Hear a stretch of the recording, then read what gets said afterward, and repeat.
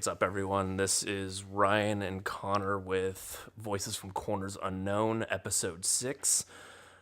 We have a few interesting records here today. We got Pessimism by Malicious Wonderland, Depressant by Antigama, and At Eternity's Gate by Cosmotheoros.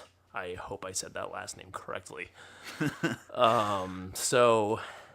Yeah, there are a handful of interesting sounds on here. Sounds on display. We got some industrial, some grindcore, and some ethereal, spaced out kind of black metal. But yeah. So how the hell did you come across?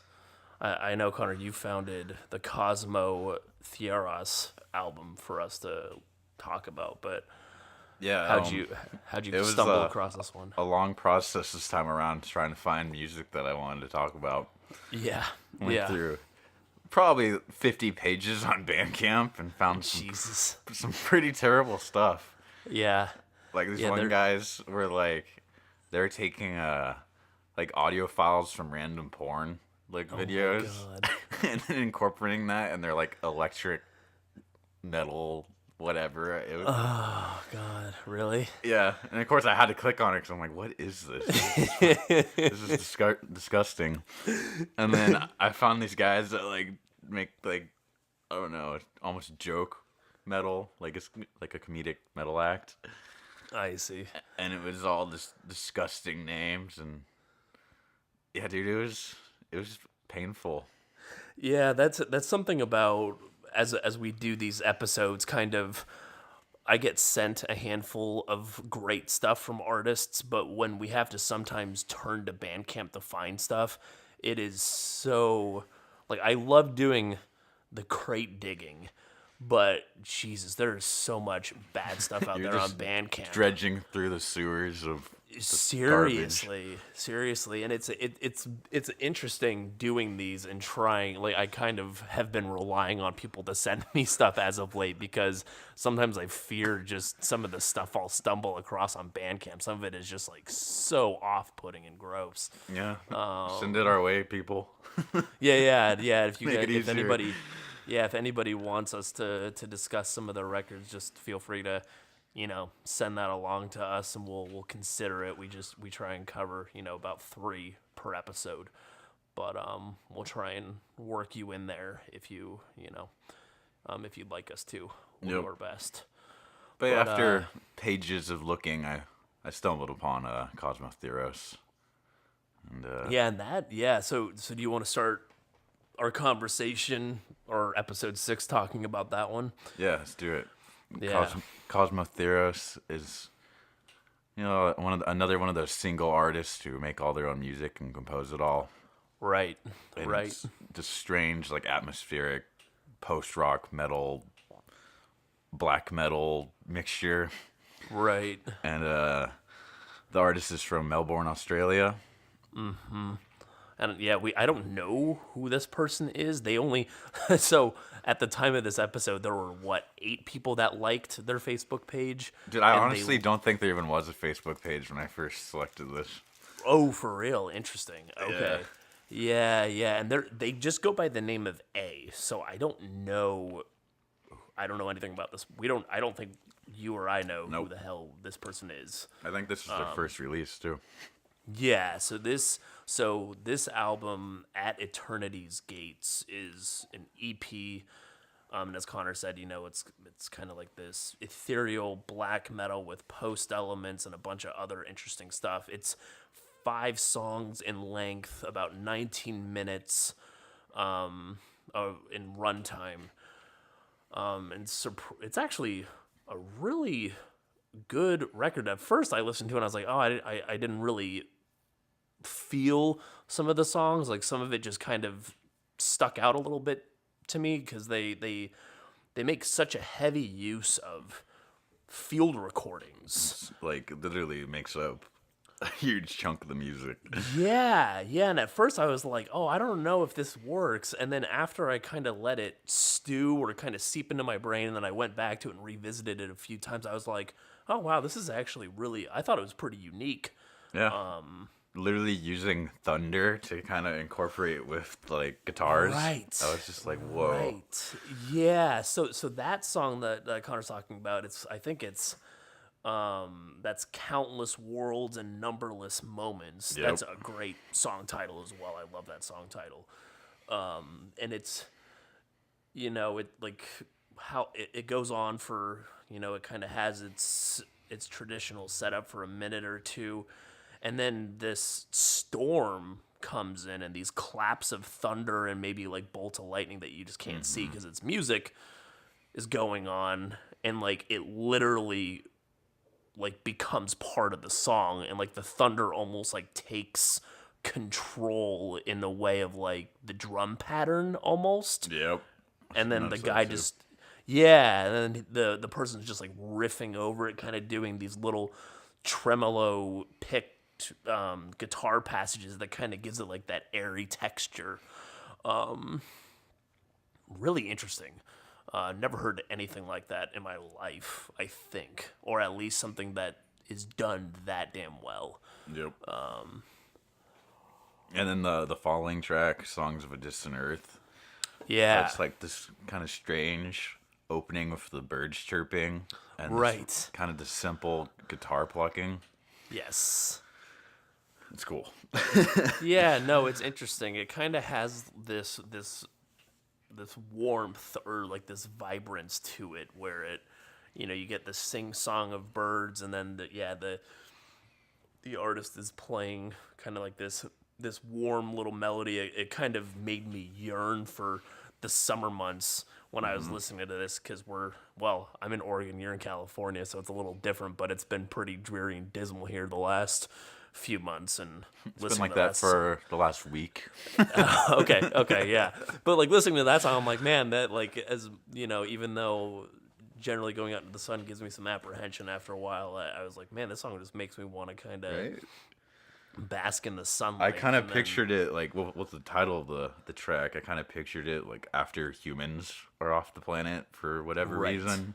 right, Like nature's kind of taken back over, and the birds Yeah. just peacefully chirping, and yeah, Mother Gaia or Gaia, kind of Mother Earth is taking back her land from the humans that have degraded it. In a sense, it kind of gave me, this is for just sure. nature's song. Right, right. Yeah, and that was a really good one, and I think that those two tracks, "Countless Worlds and Numberless Moments" and "Songs of Distant Earth," those two songs are very well, like they indicate what you would expect from the rest of the EP. I think most folks should give this a listen for sure.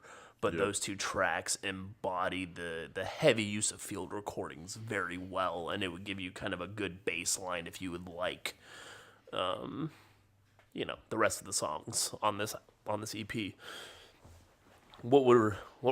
you have any favorite moments on this specifically? Well, definitely those two tracks. Those are the ones that stood out for me the most. But I enjoyed the rest of it too. Like the track 4, "Ode to Cassini," which I had to look up. Right. I'm like, what is that? And it's Yeah. actually Cassini Huygens mission, commonly called Cassini, was a collaboration between NASA, the European Space Agency, and Italian Space Agency to send a probe to study the planet Saturn and its system. Interesting, huh? Did Yeah, you so I'm did you wondering learn if it's anything? more of like a space, supposed to be more of a space feel, as like you're adventuring out into the unknown. Right, right. Yeah, and I kind of got that vibe in that song specifically because it kind of had a bit more like kind of like a hollowed out ambience kind of exuding from it. It's always hard for me to describe in words kind of how the ambience makes you feel, but it kind of makes it feel like you're in a vacuum of space while listening to it. What else did you learn about the Cassini bit? Were there any interesting details like on the success of that mission or I anything? didn't look or- too far into it. I was just like, Okay. oh, it was just yeah, a little probe. I Interesting. think it was recent though. Like that happened the last few years. Oh, interesting. It's not like some Okay. ancient space program. Like this was a collaboration between countries. And, like, Interesting, yeah. yeah. No, I had no idea. I probably should have done a little bit more research before this, but Yeah. But then I noticed the last track, it kind of is like the dying down of the storm and kind of ends the right, album well. Like right, yeah, you have the thunder and rain and stuff again, and like a more like mysterious tone kind of kicks in, and then it right. dies down, and you just hear like kind of wind just rustling through. Yeah, that's almost like and that song, the final song is called "Sentinel of Eternity," and that's kind of, I would say that's it's pretty much an ambient track, right? I mean, it's Yeah. pretty like there's some guitar, like some very faint guitar that's kind of like playing, up in the black clouds of the storm that was kind of permeating throughout this EP, but It was mostly like drones and like yeah, strange yeah. tones and stuff. Yeah, and it kind of has this lingering effect, like as opposed to just, what you would expect from like a black metal song. It kind of has like this nice aura of mystery seeping from it, and it kind of lingers in the back of your mind a bit after it finishes. But there are no, when you listen to this, there are no words. It's purely instrumental, and yeah, it's a really fascinating find. I'm glad you stumbled upon this, man. Just Yeah, in I only had to getting go the through word. like 50 other artists. Good job, man. You were the lucky winner. Yeah, well, it's not. I don't know if this is a man or I don't True, know true. I don't know who this person Good is. job, mysterious artist. Yeah, no, we're hoping. Yeah, and I sincerely hope they produce more, and we can maybe reach out to them and learn a bit more. Maybe do an interview or something with them. This is some really interesting EP here. But I guess the only thing that was a little weird and a part or two maybe were something like the transitions between some of the moments were a little jarring for me, I think. And Yeah, that's some songs would just like cut out. There wasn't right, really like a yeah. fade or anything, and then it would go right straight to the next song. I noticed. Right. And that was really, and that's, I mean, I don't know if that's really a nitpick, but it's kind of, it seems like it's one of those things where, as an artist, since it's their first release, it's like they're obviously going to get better at that as time goes on, or at least we hope they will. But yeah, there are just like a couple moments where it kind of it's going through its passage, or it's kind of playing this nice moment, and then it kind of stops and then starts directly into this other passage, and it's a little jarring. Yeah, the flow wasn't spot on or anything, but yeah, Right. And I think that was prevalent on. Yeah, shoot, I can't even remember. I think it was like Songs of Distant Earth. I think that happened just a tiny bit, but like very, very minor aside. But overall, a really good record. Was this free to download, or did this cost money? I think it costs like $1. Yeah, and Even less. Like, I mean, you can pick whatever you want to pay, but like, right. I don't know the Australian currency, but No, I think that the conversion rate, unfortunately, it's definitely lower than like yeah, U.S. dollars. it was only like So, 76 cents if you only want to Yeah, pay $1. But I recommend paying more. This helps yeah, personnel. I threw at least a couple dollars at it just because I was like, oh, that's kind of cheap. If I say, oh, here's $1, but they only get 70 cents or whatever of it, I thought that was kind of shitty. So yeah, but yeah, I highly recommend folks check this one out and support this artist, even though I wish we could divulge more information about their background if they're in any other projects, but they're kind of a question mark right now. So Maybe they'll be listening to this. maybe one day, yeah. Yep. How about you, man? Do you recommend folks check this out? Yeah, of course I do. It's another one of those ones where you can just sit back and put on those headphones and relax and just listen to sure. the music. All right, so what record do you want to talk about next, man? Let's go with Depressant by Antigama. Yeah, I've never actually been able to figure out how to pronounce their name properly. Antigama? I don't know. Yeah, I say Antigama, but it could Antigama? be That could be it too. Yeah, they're probably That's probably right, multiple. actually. Yeah. So these guys. So this is a quartet from Poland, and they've been around for a good while. For a good while, I think the band was technically founded sometime in 2000. Yeah. So they've been around for a long time. Their first record, "Intellect Made Us Blind," came out in 2002. And I personally, so I haven't been able to give these guys, I haven't been able to listen to their full discography. Dude, but they I have a lot of remember releases that I saw. they do. Yeah, they A do. lot. And yeah, I have fond memories when I was first getting into grindcore way back in the day. I stumbled across them on Spotify, I think, and they just came up.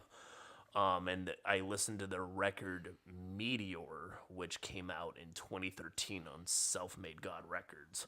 And I listened to that, and there was this one track, I should have looked up the name and I didn't, and it has like this, just this super strange, groovy track, and I was just like, I've never heard something like this in grindcore. Because grindcore, you typically think of it as just like super hard, super fast, like kind of punk riffs or hardcore punk esque, And then I Yeah. heard that song, I was like, holy shit, this is groundbreaking. I was just blown away by it, and I was always I was taken aback by that song, and ever since then, they've always lingered in the back of my mind as one of my favorite grindcore bands, just because they're just always doing interesting and weird stuff Yeah, they with changed it up a grindcore. bit. Yeah, It's and not and just like 10 minutes of the same sound the whole entire time. no, these guys, and what's great about them is they play the straight up grindcore super well, and then they're able to kind of slather on this experimentation. You're just like, what the hell is this? But it's just like you just love it, or it's. I guess if you're not really into experimentation, or you're like a grind purist, you may not dig it. But I'm always about as much experimentation as possible, just kind of pushing the envelope of stuff and trying to be a little progressive and see where you can take things sonically. And these guys are always reshaping themselves, it seems. Yep. I mean, we're listening to like waves of just static noise. So Right. Yeah, I've been going down rabbit holes with the music I listen to. Jesus Christ, it's insane what I listen to nowadays. But this album, so Depressant is a mini album. So it's not a full LP. It's kind of like it kind of is like a step between an EP and an LP. It's 7 songs in length, just about 19 minutes in its runtime, and it was released on Self Made God Records as well. I think that they've been on Self Made God for a few albums now. And this record came out November 10th, 2017. And what I found interesting about this one too is apparently this record had a bit of a hard time getting off the ground because the vocalist Lukas, oh shit, I can't say the last name very well, Mishkowski. dude, maybe we should just change our name to voices from guys that can't pronounce things right. I know. I'm just gonna call him. So Lucas, he actually underwent heart surgery, in the early stages Oh, wow. of them putting this record together.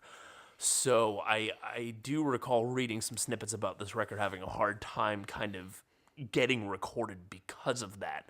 And he still managed to record vocals post surgery, I believe.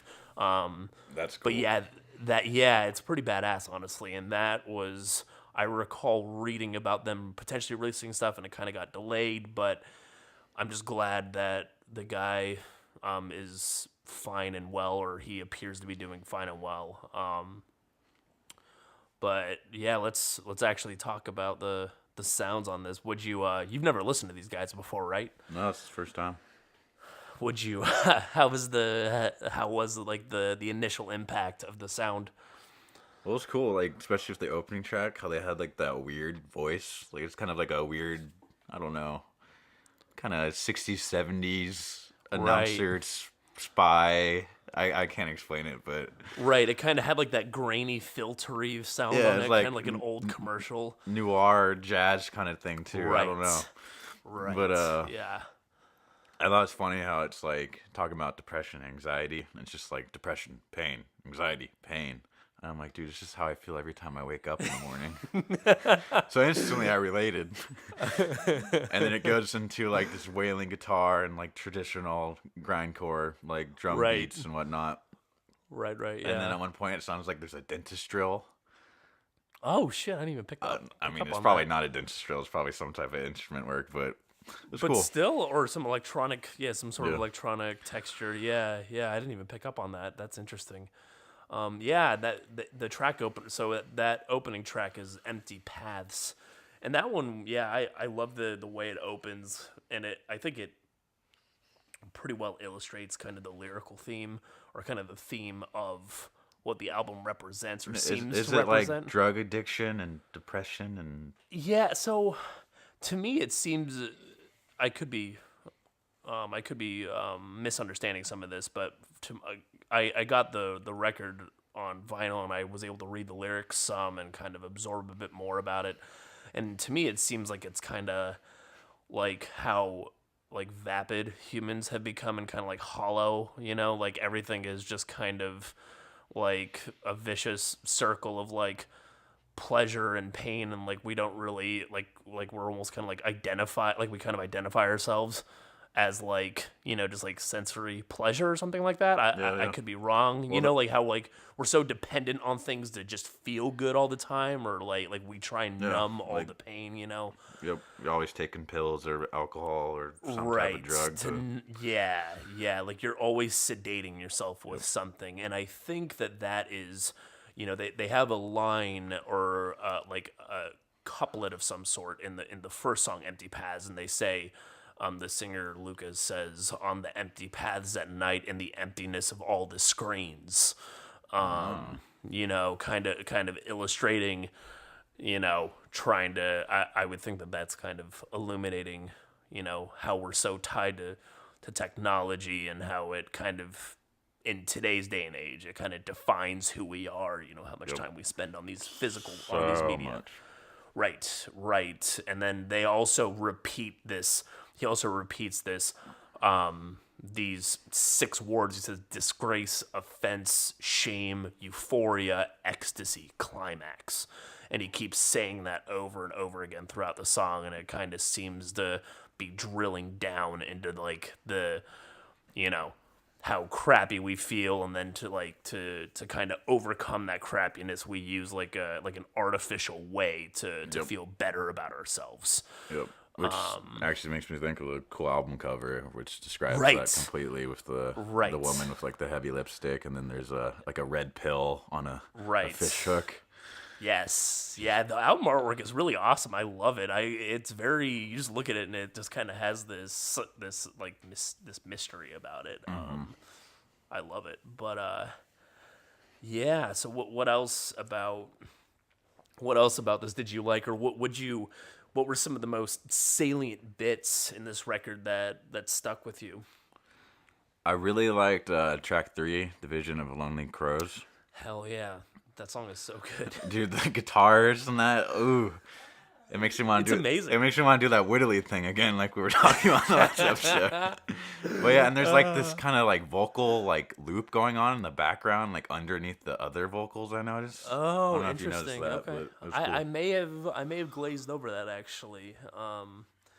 Yeah, that song is amazing. Division of Lonely Crows. Just the riff is so not grindcore. It's almost like, I don't know, it kind of has like a rock tinge to it. Like it kind of has this super rocking groove, and it to me, if I were to think back to like their media record, like this song Division of Lonely Crows kind of ties back to that one experimental song on that record, and I was kind of, that song kind of established my love for the band, and this song I was just like, holy shit, they can pull this off, kind of like this hard rock or this rock groove, amidst all this grindcore, and it doesn't even sound out of place. Like it just sounds like this natural flow from these guys. It's insane.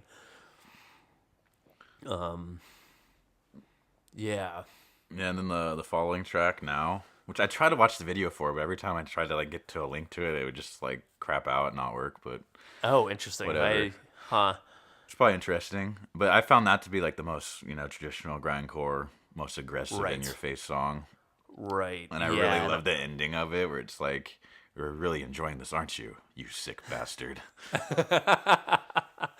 Yeah, yeah, it's awesome. And yeah, there's that one riff. It kind of has that more traditional opening, and then there's about like a minute in, there's just kind of like this nasty riff that kind of plows in, and it just kind of like, it just kind of like kicks you right in the teeth when you're listening to it. Like it kind of has its riff, and then it kind of not like a breakdown, but it kind of has this moment where it changes gears for a second, and it really just like ups the intensity before kind of pulling back for a moment. I really love that song as well.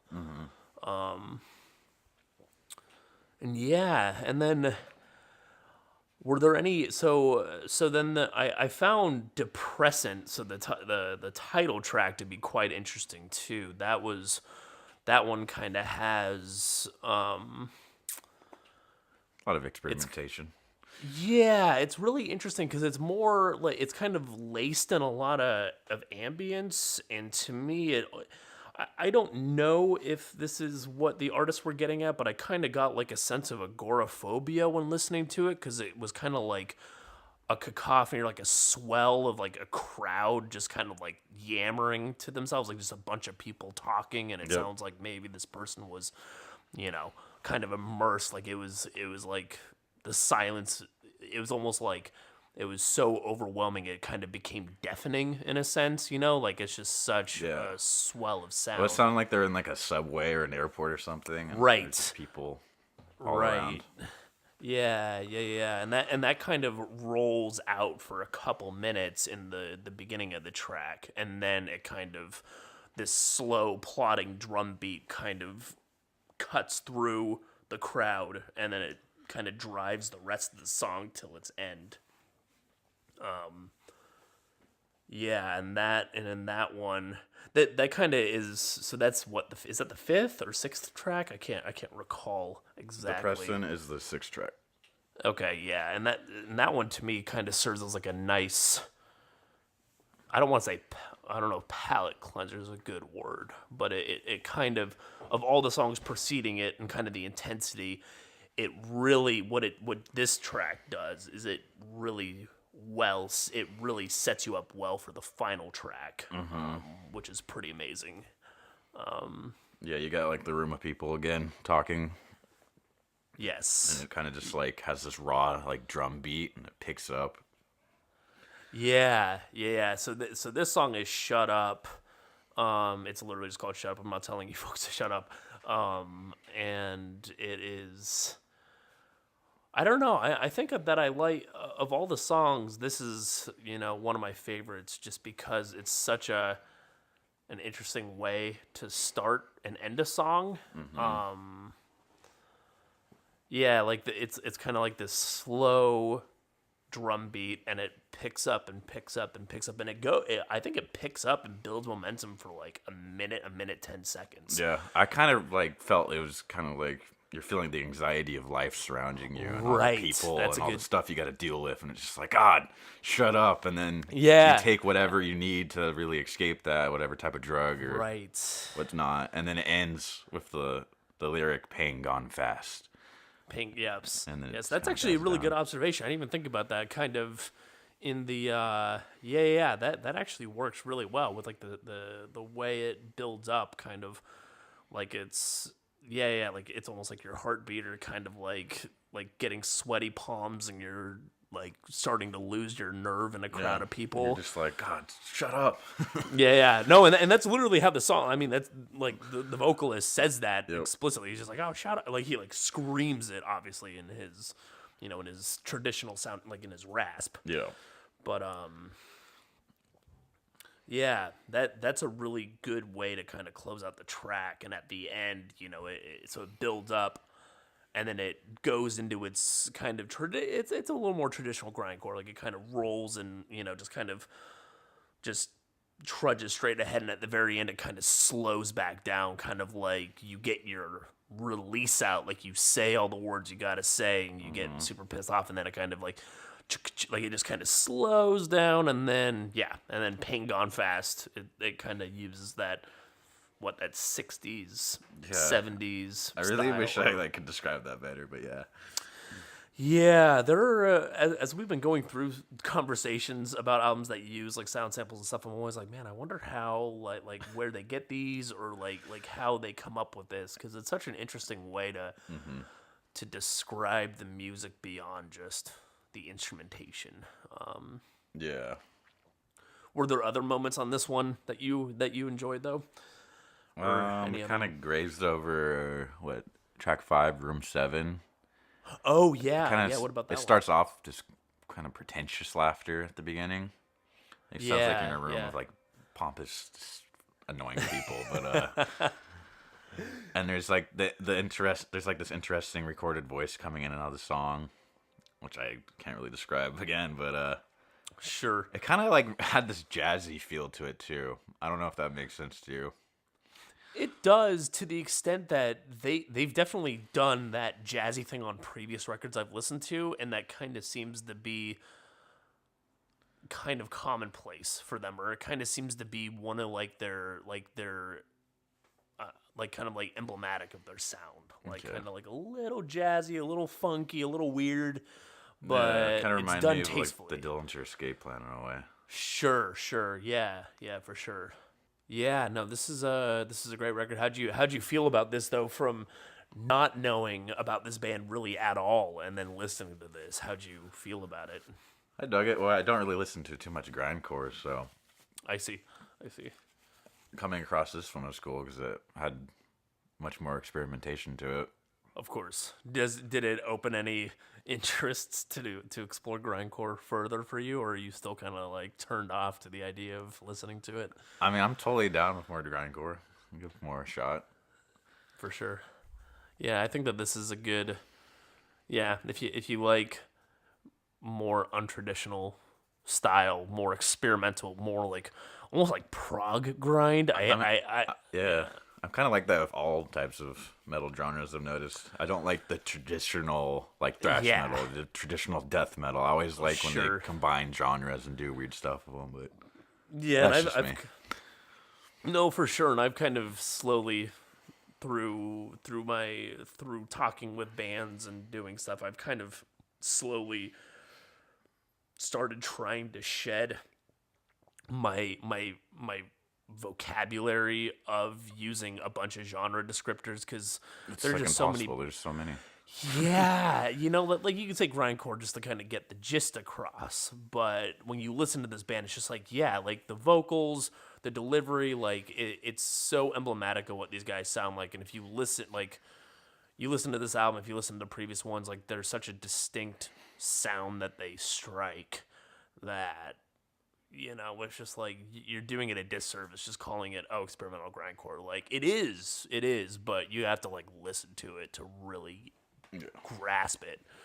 But I highly recommend people check this out and support the band. They've been around for a long time, and I think that they have a lot of respect in more underground circles, but I'm surprised that they don't get as much attention. I think that they deserve much more, based on what I've seen. Yep, I agree.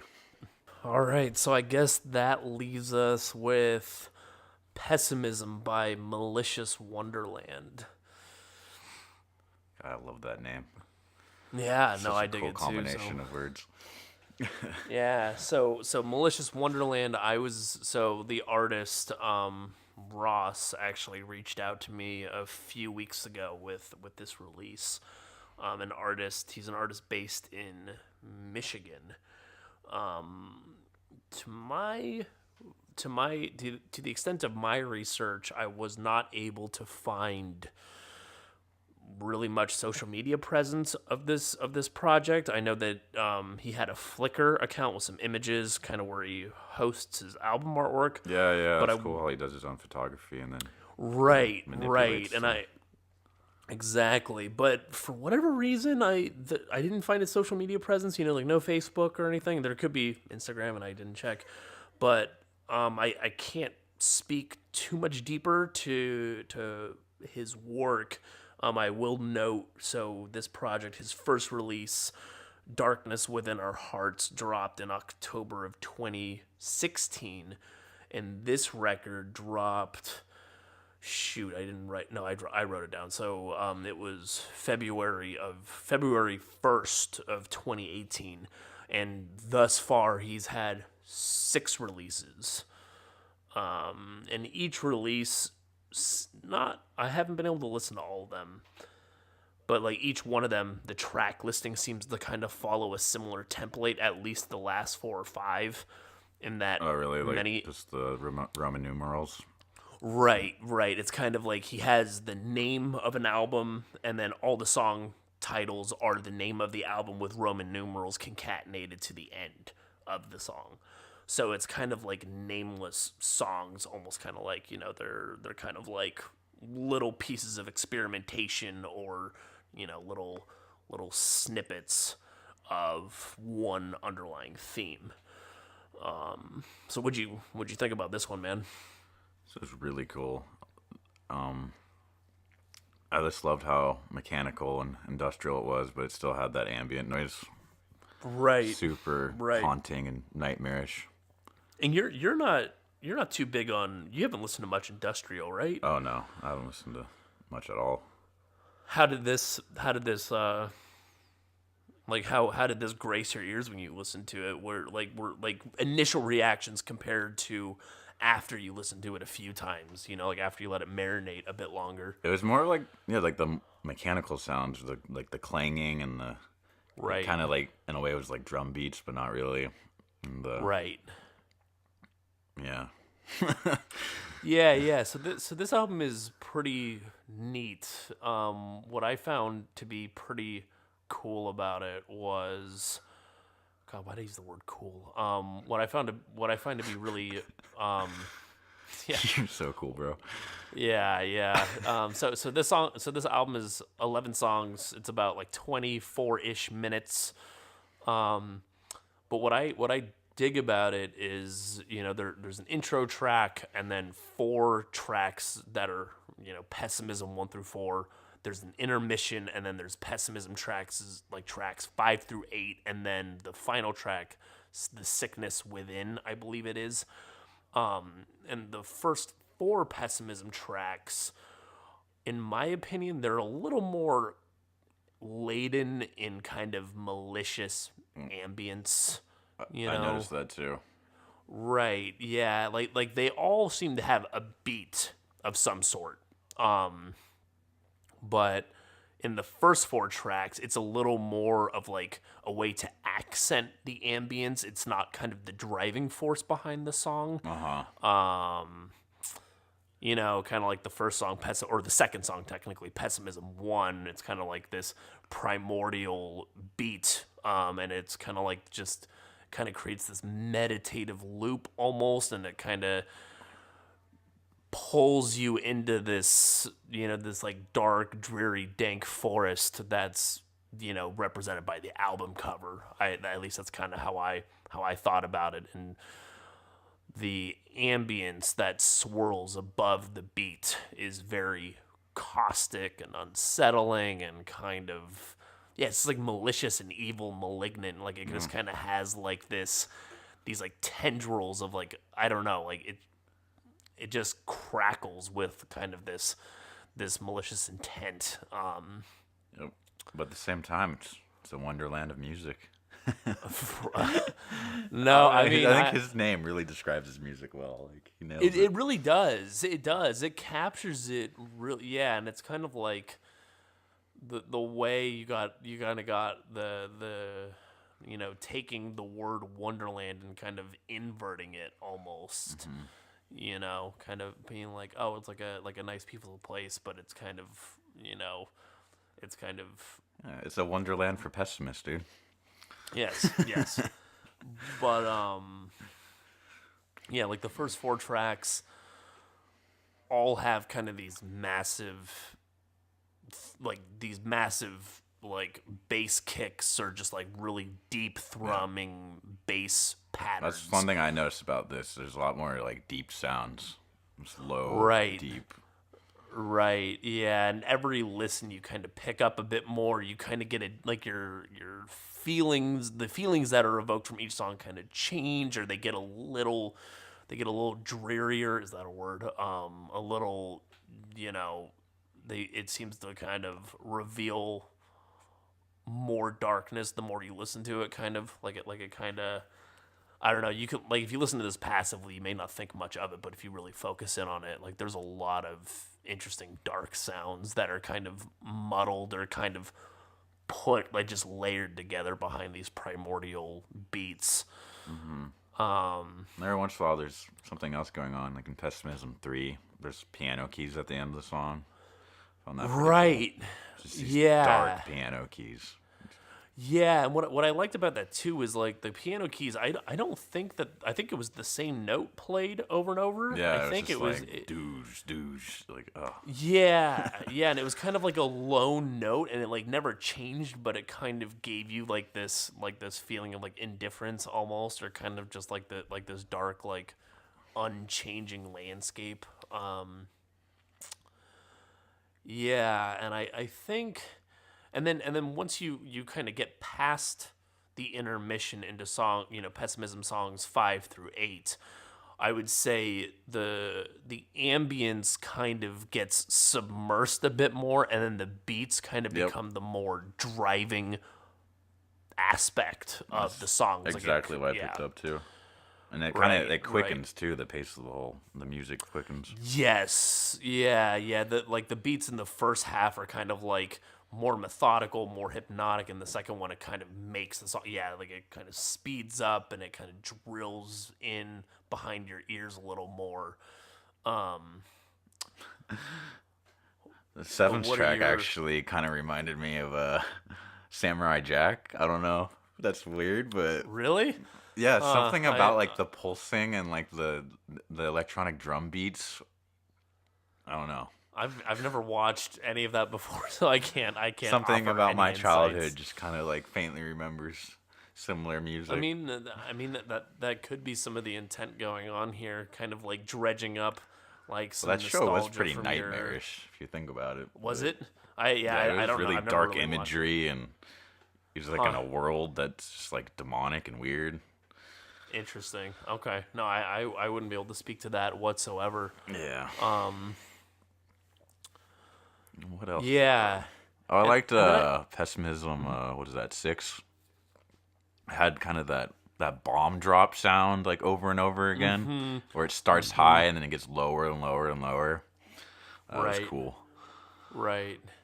Yeah, and then I think in track 8 they also had some pretty. He employed some pretty cool bits. It sounded like scurries of strings that were kind of being layered on top of each other to make it like more like it kind of became like this unending, unnerving crescendo of like horror like strings. And I like how the beat like stays the same throughout the whole song. Yes, yeah. Really gets you in the groove.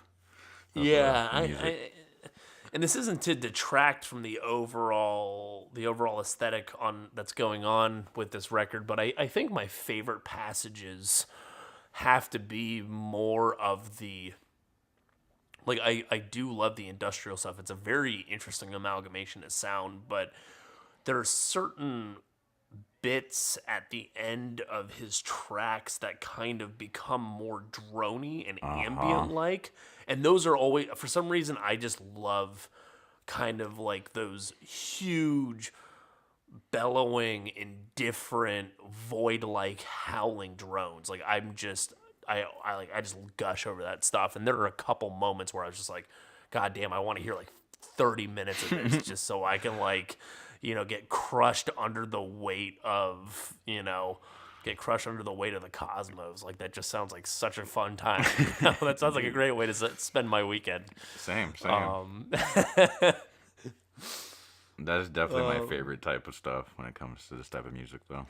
Right, right. And I think that kind of came through in the second track a little bit, Pessimism 2, or I mean, the third track, but it's titled Pessimism 2. And then I believe that also happened a bit with on the closing track, The Sickness Within. Like the Sickness Within, that that it kind of has these strings that are layering, and it almost sounds like the beat kind of hearkening to our first conversation of the album, like I kind of thought of, you had these strings swirling about, and Yeah, then, they're like deep, like, kind of cello or violin kind of right, sounds. right. And then in the Cosmotheoros album, there were like those pangs of like bolts of lightning, and in the Sickness Within song, I found like kind of like the drum beat kind of dropping down. It almost felt like a bolt of lightning, like just striking trees There's and catching cracks fire. and whips coming from like directions Yeah. and stuff. Yeah, right. And then it kind of it does that for a little bit, and then at the very end it turns into this like marvelous little this like deep brooding under the skin drone. And I was just like, "Oh man, like Super malicious and mysterious. Right, right. And it was one of those things where I just kind of wanted a bit more of that. But that's not to say that anything else in the record, I'm not trying to say that that's like, this is just kind of me projecting myself or my preferences onto this. And I think this is a lovely album. I just wish I knew more about the artist, so we could focus in on details. But were there any other moments you liked on this one, man? I think we covered pretty much everything I really liked. You've been listening to Voices from Corners Unknown, episode 6. I hope you enjoyed this episode along with the others. And, yeah, leave us some feedback. That would be nice. And we'll see you guys next time.